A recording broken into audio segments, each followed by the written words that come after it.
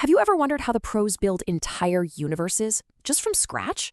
Well, today we're not just going to talk theory, we are pulling back the curtain on an actual university course to show you the exact blueprint for turning a simple idea into a living, breathing world. I mean, just look at this lineup. Every single character here has a story, a personality, a whole history. But how do you actually get to this point? How do you create something so complex and make it feel totally real? To find out, we're going to go inside a real university-level design course. Yep, we are diving into course SCA 1033 from the Faculty of Creative Technology and Heritage at the University Malaysia Kelantan. And this isn't just some hypothetical class. This is the actual syllabus, the real blueprint for training the next generation of world builders. So how is a course like this even structured? A quick look at the grades tells us everything. You've got quizzes at 20%, the big final presentation is 30%, but look at that, a full 50%. Half the entire grade is pure, hands-on, individual creative work. This course is all about actually doing the work. Okay, so where do you even begin a journey like this? Well, you start by building a really solid foundation. You learn from the masters who came before you. And you might think the first step is to start drawing, right? Nope. The very first assignment isn't drawing at all. It's writing. Students are tasked with a deep dive research paper on a historical character designer. It's all about understanding the why before you ever get to the how. And trust me, this is no simple book report. The level of detail here is pretty intense. Students have to break down the designer's entire career, figure out their impact on the industry, and even think about how that master's work has influenced their own creative goals. This is serious academic research, and it's all meant to fuel their future art. And this is really the whole point. All that academic work isn't a barrier to creativity, it's the launch pad for it. This deep dive into history and technique is what directly leads to powerful original work.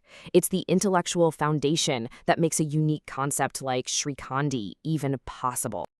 All right, so with that foundation in place, it's time to switch gears from theory to practice. This is where students get to start making their first original creations. For their first original design, they don't just stare at a blank page. They use a classic storytelling tool, the 12 Archetypes character wheel.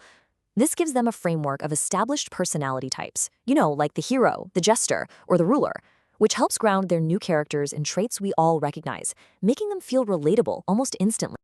And this is such a brilliant progression. They start with a human or a cartoon character where they can really focus on personality and expression. Then, they take those exact same principles and apply them to designing a non-human creature, which really pushes their creativity to the next level. And just check out the deliverables here. This is professional level stuff. We're not talking about just one pretty picture.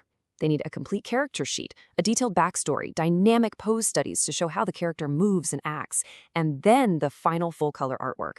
They're basically building a complete, ready-to-go package. Okay, so you have a great character, but a great character needs a world to live in, right? So once the characters start taking shape, the course zooms out to build the entire universe around them.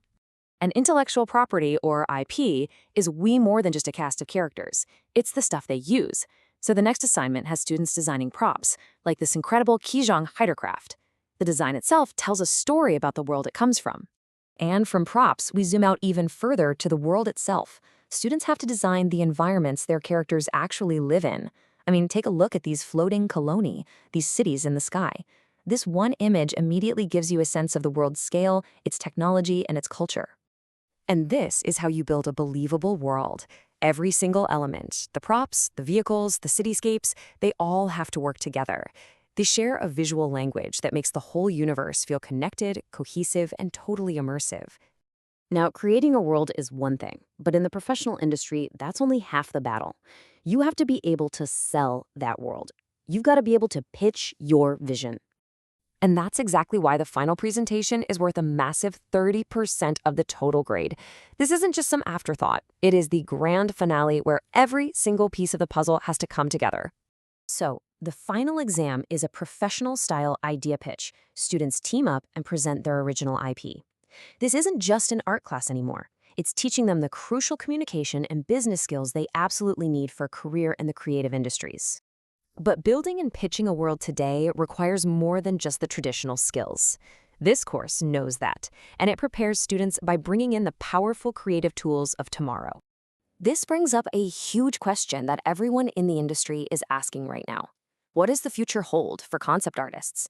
And instead of ignoring it, this course tackles that question head-on by putting AI right into the curriculum. And look at how they break this down. It's so smart. AI isn't treated like some magic button you just press. It's a powerful tool inside a structured creative process. You still have to brainstorm the core concept. Then you can use AI to generate initial ideas for characters and backgrounds. But then the artist's skill comes right back in to refine, combine, and add all those crucial final touches. It's a partnership between human creativity and machine speed. And that leaves us with a pretty fascinating question to think about. As technology just keeps reshaping the industry, what becomes the most essential skill for a creator? Is it the technical ability to draw something perfectly by hand, or is it the core creative ability to have a powerful, original vision in the first place? Definitely something to consider. Thanks for watching.